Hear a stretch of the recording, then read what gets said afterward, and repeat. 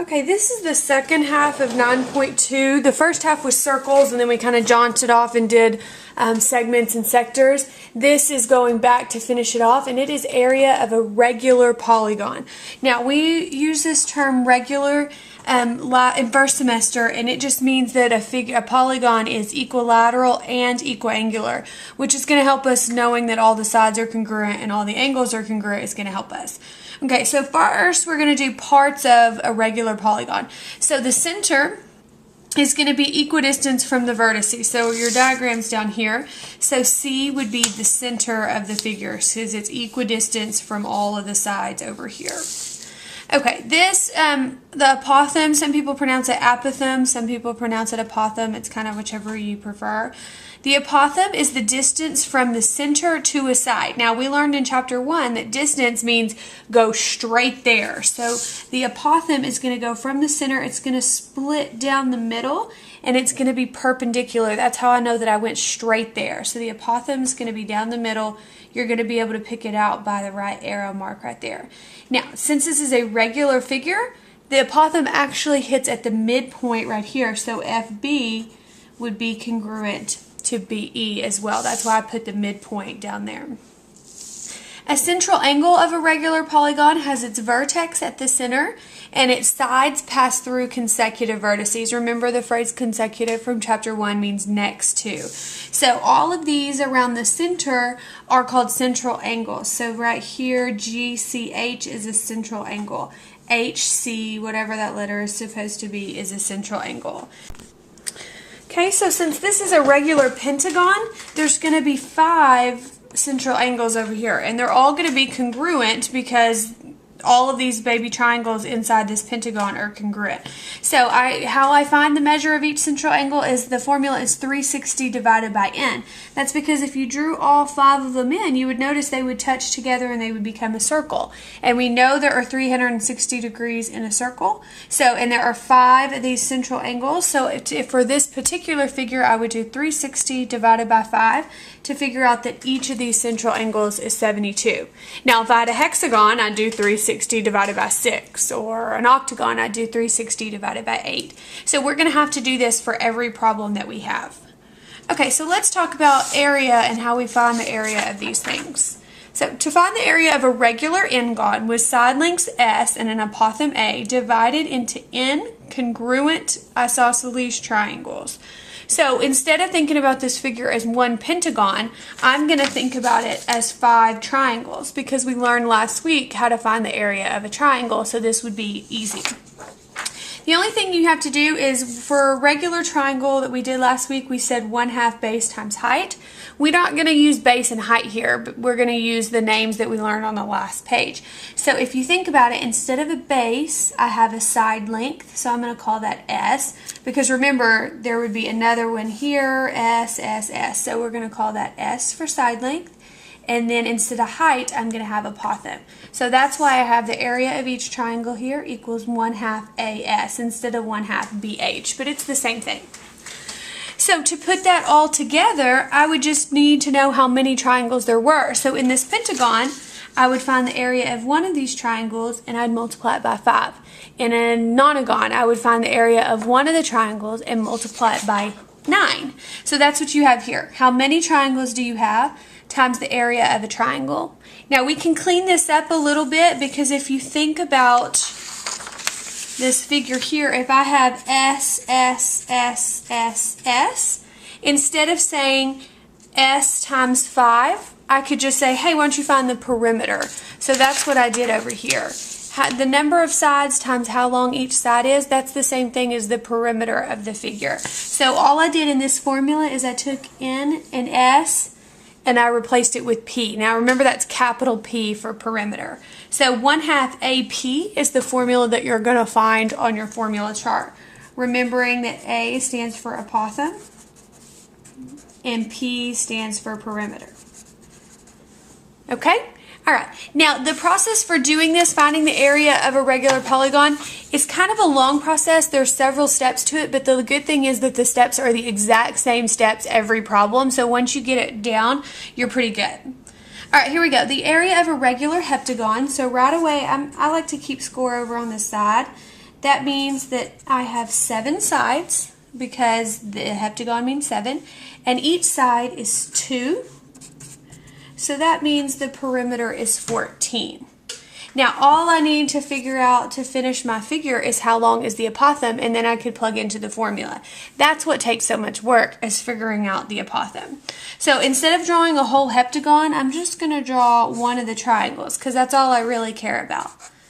I know that the side is 2. What I need to know is how much is the central angle. So on the last slide, or the last page, we said the central angle was 360 divided by n. So in this case, that is 360 divided by 7. And that is 51.43 degrees.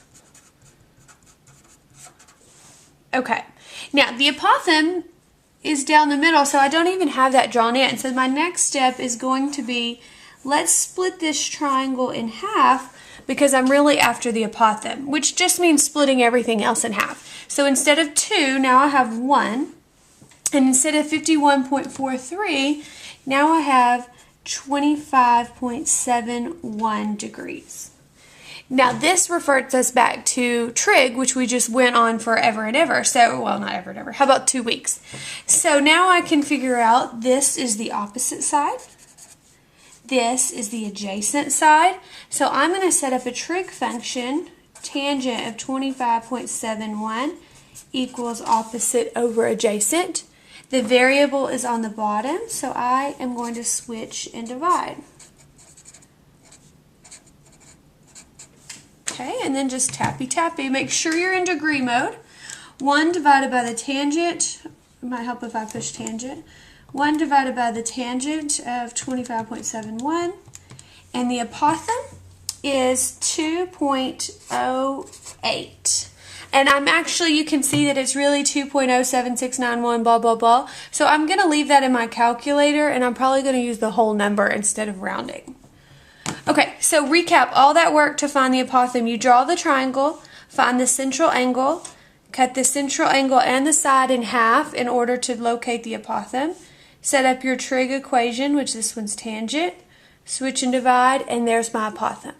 Now that I have all of the pieces that I need for my formula, I'm just going to plug in over here where I have room. So the apothem is 2.08, the perimeter is 14, and now I'm just going to tappy that in there. So I have this 2.07. All I need to do is multiply that by 1/2 times 14. So 1/2 times 14, and then I can round because it's the very last step. So it says round to the nearest tenth. So I'm going to say that this is, I'm out of room, 15.5 feet squared. Okay, so I told you this is a lot of steps, and it is, but luckily they're the same steps every time. So I always start by locating everything I know. Side length, number of sides, and perimeter, then you're after the apothem. Central angle, 360 divided by n, gets you the central angle. Cut the side length and the angle in half. Trig function to find the apothem, and then plug it into the formula 1/2 AP, tappy tappy, and you're done. Okay, pause here and try the next two because they're exactly the same as this, and then we'll convene back for part D. Okay, so this one's a dodecagon with side lengths of 5. So N is 12, S is 5, makes the perimeter 60. Central angle is 30, so I cut everything in half, 15 and 25. Set up my trig equation, switch and divide. So the tangent, 2.5 divided by the tangent of 15 gets me an apothem of 9.33. Plug it into your formula, 1/2 AP. 279.9 centimeters squared is your area there. Okay, part C, an octagon, so that means I have 8 sides. The side length is 4, makes the perimeter 32. Central angle is 45, cut in half would be 22.5. 4 cut in half would be 2. Be careful here, this is the part people forget. They still bring over the 4 instead of cutting in half, so don't be one of those people. Trig function, switch and divide, the apothem is 4.8, blah, blah, blah. Plug it into the formula, 1/2 AP, and there's your area, 38.6 centimeters squared. Okay. Now, why I wanted to do D together is hexagon is a little bit different. It starts out the same, so let's go for it. So a regular hexagon means I have 6 sides. The side length is also 6. So I have a perimeter of 36. So let's start with my central angle. 360 divided by 6. This has a central angle of 60, and this is why this is special, because we know this is congruent. So that means for a hexagon, those triangles are not just triangles, they're equilateral triangles. And here's where I was telling you after chapter 8, we have to know how to find the area of an equilateral triangle, because when we cut an equilateral triangle in half, now I have a 30, 60, 90 triangle. Okay, so let's put our formula on here. Across, that's A, not a 9. That looks a little confusing. Across from 30 goes x. Across from 60, x on the square root of 3. Across from 90 is 2x. All I'm after is the apothem. So if x is equal to 3, then the apothem is 3 on the square root of 3. And we talked about this in chapter 5. The height, or in this case the apothem, is always half on the square root of 3, and that's why. I took the side length, I cut it in half, and then the formula said to put it on the square root of 3. So half on the square root of 3. Hexagon should be the easiest thing for you once you get used to it, because you can just read the problem. Oh, it's a hexagon, side length of 6. Oh, the apothem is half on the square root of 3, and you can do it without all of the steps, but you have to get good at it first. Okay, so now I'm ready to plug into my formula. 1/2 apothem perimeter. The problem with these other ones is that I had to use trig, so I had to round, so my answers weren't exact. But with a hexagon, I didn't have to use trig, so I didn't have to round. So I'm going to use an exact answer, which just basically means type everything in, 1/2 times 3 times 36. Just skip typing in the square root of 3. That is 54. And then bring back down your square root of 3. Okay, 1/2 times 3 times 36 is 54 on the square root of 3. So hexagons are special because you have a square root in your answer instead of trig, so no decimals allowed. Expect to see a hexagon on the quiz and the test, at least one. Okay, last one. Find the area of a regular octagon with an apothem length of 8. So here's why this one's different. They gave us the apothem. We have to find the side length. So I know that there are 8 sides. I don't know what the side length is, so I can't figure out what the perimeter is either, but I do know the apothem is 8. So we're going to start the problem like a normal one. I don't know what this is, but I'm still going to find my central angle is 45. So when I cut this in half, now what you have to remember, is that if this is S, this is cut in half. And I know I just messed that up. But make sure you remember that that's half, not the whole thing. Otherwise, your answer will be half of what it should be. The apothem, I know, is 8. This is 22.5. You are going to set up the same trig equation, only you're going to be solving for a different thing. Because I want to find the opposite, and I have the adjacent. So it's still going to be tangent. Now I don't know the opposite, but I do know the adjacent. So all that happened here was the variable is in a different place, but it's still tangent. It's still the same story. Times 8. I'm going to multiply this time to find my answer. So this tells me my answer. This piece right here is 3.31. Here's where people get stuck, is that sometimes now people will jump automatically and say, oh, the side length is 3.31. But remember, we're not done yet. That is, I had to cut the triangle in half.